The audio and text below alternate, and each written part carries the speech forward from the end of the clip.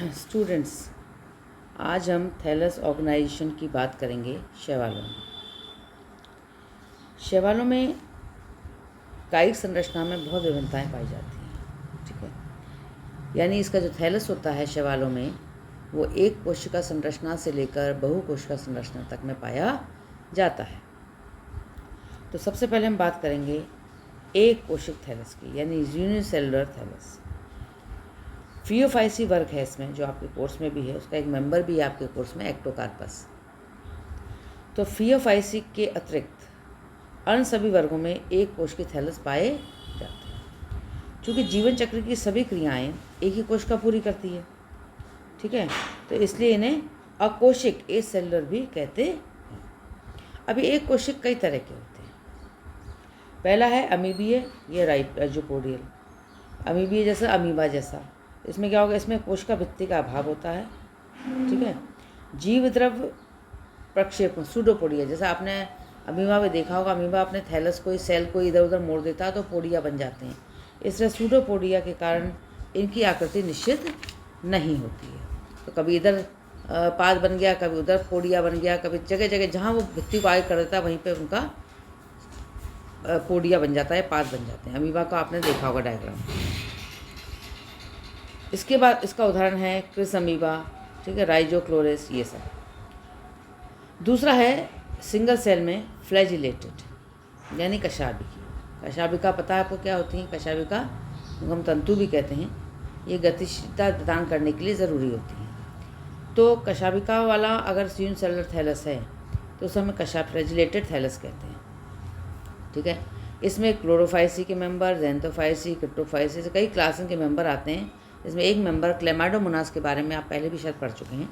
तो क्लेमाइडोमोनास में 2 कशाभिकाएँ पाई जाती हैं। ठीक है, तो नीचे आप डायग्राम देखिए, सी में आप देखिए क्लेमाइडोमोनास का है सी डायग्राम। और सी डायग्राम में 2 कशाभिकाएँ आगे दिख रहे हैं, तंतु दिख रहे हैं आगे। ठीक है, और जो इसका बी डायग्राम है वो देखिए आप। बी डायग्राम भी युगलिना है ना। युगलिना में एक कशाभिका पाई जा रही है। ऊपर देखिए एक कशाभिका दिख रही है। तो कशा का काम मुख्यतः जो होता है वो शैवाल को गति प्रदान करने का। अब इसके बाद आती है नॉन फ्लैजिलेटेड, मतलब ऐसी यूनिसेलुलर थैलस, ऐसा एक कोश के थैलस जिसमें फ्लैजिला ना पाया जाए। ठीक है, तो ये गोलाकार होगा या अनाकृति के अकशाभिक शैवाल होते हैं, जिन्हें कोकॉइड या प्रोटोकोकॉइड भी कहते हैं। ठीक है, एग्जाम्पल है क्लोरेला। आप डायग्राम डी देखिए।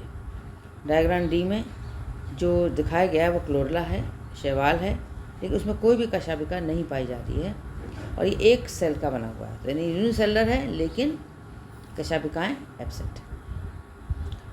इसके बाद आता है स्पाइरल, यानी सर्पिलाकार। ये भी एक कोश की है, लेकिन ये एक कोश का सर्पिल आकार की, कुंडित आकार की हो जाती है। फॉर एग्जाम्पल है स्पाइरुलिना। आप डायग्राम देखिए ई। ये ई डायग्राम में एक सेल है जो स्पाइरल हो गई है पूरी लंबी, तो इसको हम सर्पिलाकार स्पाइरल फॉर्म कहते हैं। किसकी कहते हैं? शैवाल की। यानी किस शैवाल की? एक कोशीय शैवाल की स्पाइरल फॉर्म है।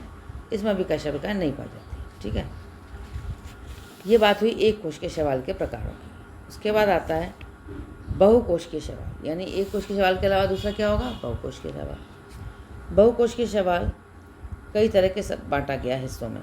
पहला है, कई तरह के होते हैं। पहला है एग्रीगेशन, यानी समूहन। दूसरा है समंडल, यानी सीनोबियम। तीसरा है फिलामेंटस, यानी तंतु। चौथा है साइफन या साइफनस। पांचवा है पैरेंकाइमेटस या मृदु उत्कीय। और छठा है इक्विसेटॉइड, यानी इक्विसेटम प्रकार का। तो बहुकोश की जो थैलस है शैवाल का, उनको इनने 5-6 हिस्सों में बांटा गया, 5-6 प्रकार में बांटा गया। अब पहला प्रकार आता है समूहन का। समूहन से क्या तात्पर्य? यानी बहुत सारी कोशिकाएं आपस में समूह बनाकर एक अनियमित आकार की कॉलोनी बना लें तो उसको हम समूहन कहते हैं। इसकी विशेषता ये होती है कि इसमें जो कोशिकाएं समूह बनाती हैं वो विभाजित होती रहती हैं और संख्या में वृद्धि होती रहती है। इस प्रकार की कॉलोनी में कोशिका संख्या का उस समूहन में कोशिका संख्या और कॉलोनी का जो आकार होता है वो निश्चित नहीं होता। यानी न संख्या निश्चित होती है, न ही उसका आकार निश्चित होता है। किसके अंदर? समूहन के अंदर। अब समूहन इस प्रकार का पाया गया। पहला है पामेलॉइड। पामेलॉइड प्रकार का समूहन जो होता है वो गोल होता है, अचल कोशिकाएं होती हैं, मतलब चलने वाली नहीं होती, श्लेष्मी आवरण से में ढकी रहती हैं। इनमें ना तो आकार ना ही कोशिका संख्या निश्चित होती है। प्रत्येक कोशिका कार्य के रूप से, मतलब वैसे अपने में पूरी एक कोशिका स्वतंत्र है, अपना कार्य खुद कर सकती है, लेकिन वो ग्रुप में रहती हैं। ठीक है, उदाहरणता इसका है पामेला, इसलिए इसको पामेलॉइड स्टेज कहते हैं कि इसको पामेला एल्गी के अंदर सबसे पहले देखा गया था। तो यानी कोशिकाएं एक संग मिल जाती हैं केवल, और उसमें वृद्धि करती रहती हैं, श्लेष्मा में धसी रहती हैं, लेकिन एक दूसरे से स्वतंत्र होती हैं। इसे हम कहते हैं समूहन। तो पहला प्रकार है पामेलॉइड। ठीक है, दूसरा है डेंड्रॉइड। डेंड्रॉइड क्या है? इसमें कोशिकाएं जो होती हैं एक दूसरे से श्लेष्मा द्वारा इस प्रकार जुड़ी रहती हैं कि उनका स्वरूप सूक्ष्म वृक्ष के समान दिखाई देता है। वृक्ष होता है छोटा सा, उसके समान दिखाई देता है। ठीक है, डेंड्रॉइड कॉलोनी का भी आकार और अमाप मतलब साइज और नंबर कोशिकाओं का वो भी अनिश्चित होता है। इसका उदाहरण है कीमोसाइफोन। ठीक है, अब डायग्राम देखिए, बी पामेलॉइड का है, ए जो है वो डेंड्रॉइड का है। ठीक है, उसके बाद आता है आपका राइजोपोडियल। ये भी समूहन है। ये क्या है? कॉलोनी की प्रत्येक कोशिका आपस में जीवद्रव प्रक्षेपों यानी राइजोपोडिया होते हैं। जीवद्रव से एक धागे संरचना निकलती है, उसमें राइजोपोडिया, उसके द्वारा जुड़े रहते हैं, है ना। इसका उदाहरण है आपका राइजोक्राइसिस। सबसे अच्छा उदाहरण है इसका राइजोक्राइसिस।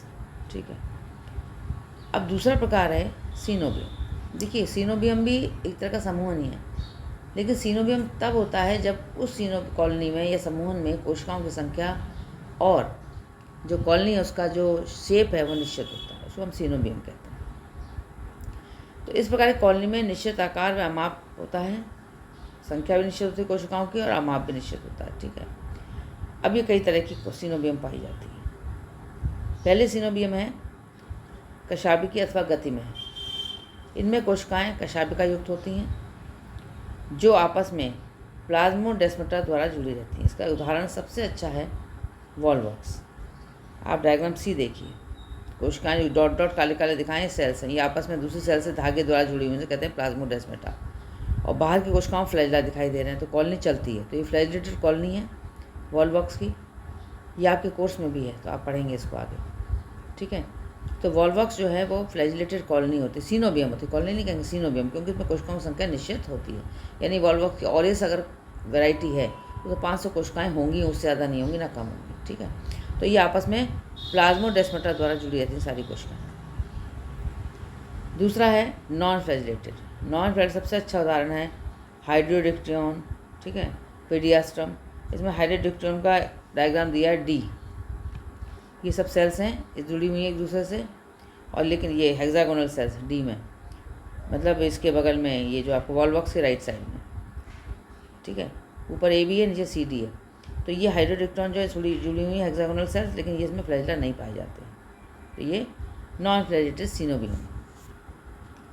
इसके बाद आता है फिलामेंटस थैलस यानी तंतु में शैवाल। तंतु क्या होता है? तंतु का मतलब है जब कोशिकाएं एक के पीछे एक लगी हों लंबवत, और जो मोटाई हो कोशिका की वो एक कोशिका मोटी हो, उसे हम तंतु कहते हैं नॉर्मल केस में।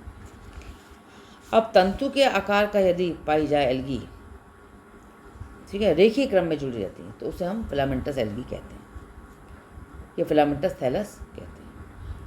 उसमें दो, पहला है शाखित, दूसरा है अशाखित। शाखित प्रकार का देखिए, अशाखित प्रकार का यानी तंतु शाखित ना हो, सरल या अशाखित तंतु, स्पायरोगैरा, आपने पहले कभी डायग्राम देखा होगा स्कूल टाइम में, ऊडोगोनियम, ऑस्लेटेरिया, नॉस्टॉक, ये सब शाखित तंतु नहीं है, ये अशाखित तंतु। इनमें कोई भी शाखा नहीं पाई जाएगी, कोशिकाएं रेखीय क्रम में एक के पीछे एक लगी रहेंगी। डायग्राम इसमें होगा, देखिए आप।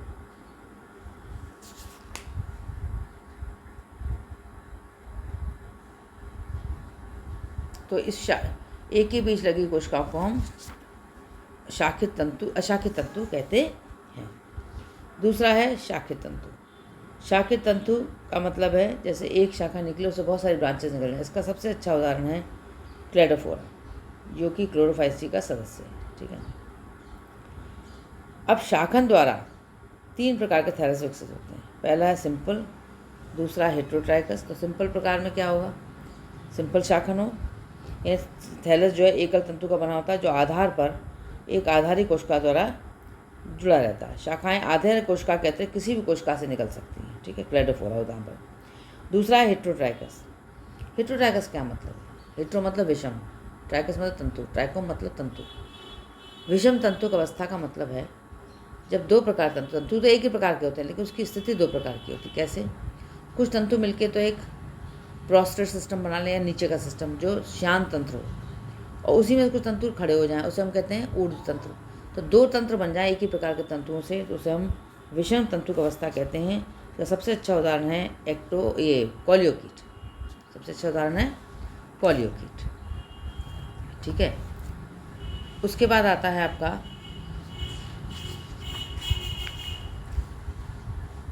साइफनस थैलस। साइफन से क्या तात्पर्य है, साइफन से तात्पर्य है जब किसी भी थैलस में मल्टी न्यूक्लिएट कंडीशन हो, यानी बहुकेंद्रीय अवस्था हो, और उस बहुकेंद्रीय अवस्था में कोशिकाओं के अंदर बीच में पट ना हो, यानी कोशिकाएं, थैलस जो है वो कोशिकाओं द्वारा नहीं बना हो, कोशिकाएं ना हो, एक ट्यूब जैसी संरचना हो। कोशिकाएं क्या होती हैं, कोशिकाएं जब कोशिकाओं थैलस बनता है या फिलामेंट बनता है, बीच में पट होते हैं, हर कोशिका एक दूसरे से जुड़ी रहती है, बीच में पट होता है। वो जो ट्रांसपट होता है, बीच का पट वो ना हो, तो क्या होगा, एक लंबा ट्यूब जैसी संरचना होगी और उसमें बहुकेंद्रीय अवस्था, खूब सारे केंद्रक हों। तो केंद्रक फ्री होंगे घूमने के लिए, यहाँ से वहाँ तक कहीं भी थैलस में घूम सकते हैं, ठीक है। जैसे आप बी डायग्राम देखिए, इसमें ये देखिए एक ट्यूब जैसी संरचना दिखाई दे रही है बी डायग्राम में, कोई पट नहीं है कोशिका का, है ना। तो इसमें एक थैलस मल्टी न्यूक्लियर कंडीशन है, खूब सारे न्यूक्लियस हैं जो इधर उधर घूमते रहते हैं जीव द्रव्य में। तो इस प्रकार का जो थैलस है उसे हम साइफनस थैलस कहते हैं। और ये जो कंडीशन होती है, ये जो स्थिति होती है, इसमें मल्टी न्यूक्लिएट कंडीशन मतलब बहुकेंद्रीय की अवस्था हो और पट ना हो, उसे हम सिनोसिटिक संकोश की अवस्था कहते हैं। तो साइफनस थैलस का सबसे अच्छा उदाहरण है वाउचेरिया, जो क्लोरोजेंथोफाइसी का सदस्य है और वो आपके कोर्स में है, तो इसलिए आप उसको पढ़ेंगे। तो क्या हो गया, साइफनस थैलस मतलब ऐसा थैलस जिसमें कोशिकाओं के पट ना हो बीच में, बी डायग्राम देखिए, और थैलस एक ट्यूब नुमा हो जिसमें खूब सारे केंद्रक इधर उधर जाने के लिए जीवद्रव्य में स्वतंत्र होते हैं। तो ऐसी अवस्था को हम कहते हैं संकोच की अवस्था, और ऐसे थैलस को हम कहते हैं साइफनस। इसके बाद आता है इक्विसिटम प्रकार का थैलस। ये डायग्राम आप देखिए, कारा का डायग्राम है। कारा क्लोरोफाइसी का एक एल्गी है, क्लोरोफाइसी जो क्लास है उसका एक सदस्य है कारा। ये शैवाल है, इसको हम नग्न आँखों से भी देख सकते हैं।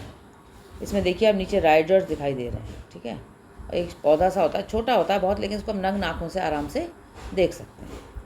तो इसका जो स्ट्रक्चर है, इसको नाम ऐसा क्यों पड़ा कि इसका स्ट्रक्चर है जो दिख रहा है ये इक्विसिटम जैसा दिखा है इनको। इक्विसिटम क्या है, इक्विसिटम एक पौधा है जो टेरिडोफाइटा का सदस्य है, ठीक है। तो टेरिडोफाइटा सदस्य इक्विसिटम, उसकी ये शक्ल देखिए, तो उसको नाम रख दिया, थैलस का नाम रख दिया इक्विसिटॉइड टाइप। क्या रख दिया, इक्विसिटॉइड टाइप, ठीक है।